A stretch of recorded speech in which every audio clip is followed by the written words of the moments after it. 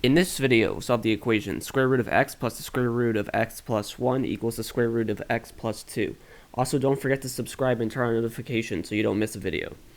Okay, so the square root of x is real when x is bigger than or equal to 0. So now let's just check square root of x plus 1 and square root of x plus 2. Obviously, when you add 1 or add 2, it still is bigger than or equal to 0. So the only condition we have is that x is bigger than or equal to 0. Okay, nice.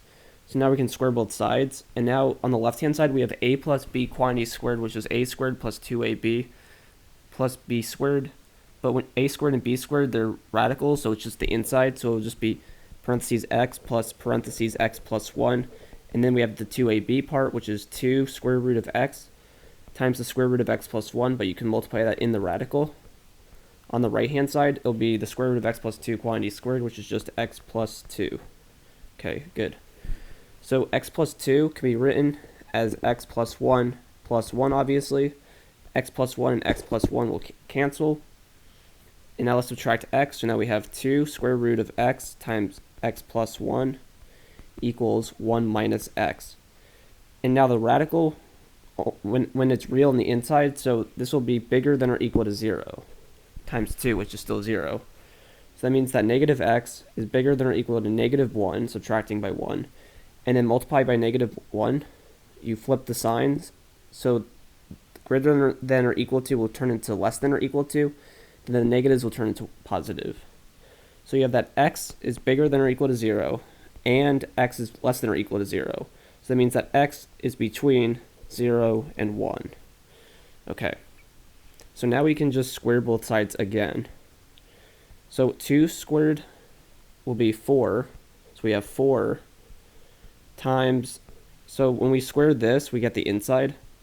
It'll be x times x plus 1 equals 1 minus x quantity squared is 1 minus 2x plus x squared. Okay, that's good. 4x times x is 4x squared. 4x times 1 is just 4x equals 1 minus 2x plus x squared. So now we're going to move everything to the left-hand side because this coefficient on x squared is positive, and we're more comfortable with that. So 4x squared minus x squared is 3x squared. 4x minus 2x, but it becomes positive 2x, will be 6x. And then the 1 to the left-hand side will be negative 1 equals 0. So we're going to use the quadratic formula. So x is minus b, which is minus 6, plus or minus the square root of b squared, which is 36, minus 4 times a times c, all over 2a. Okay. This will be minus 6 plus minus the square root. So we have the negative and the negative will cancel. 4 times 3 is 12. So 12 plus 36 is 48 over 2 times 3 is 6. Square root of 48, so just this by itself, is square root of 16 times the square root of 3, because 16 times 3 is 48. Square root of 16 is 4. So we can actually take out a 4. So we're going to be left with 4 root 3. Okay. So now we can divide by 2 on both the top and the bottom. So we have minus 3 plus minus 2 root 3 all over 3. And now our condition is that x is between 0 and 1.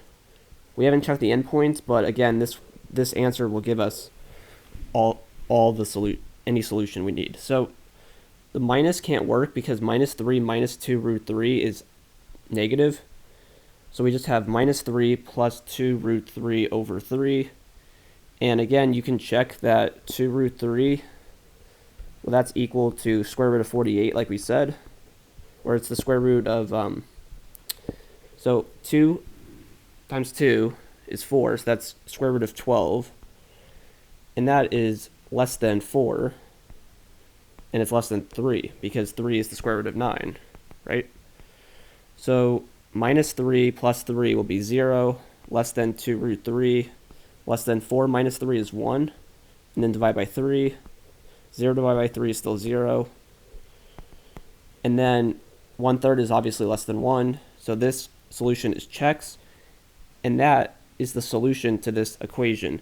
And that's the end of the video. Hope you liked it.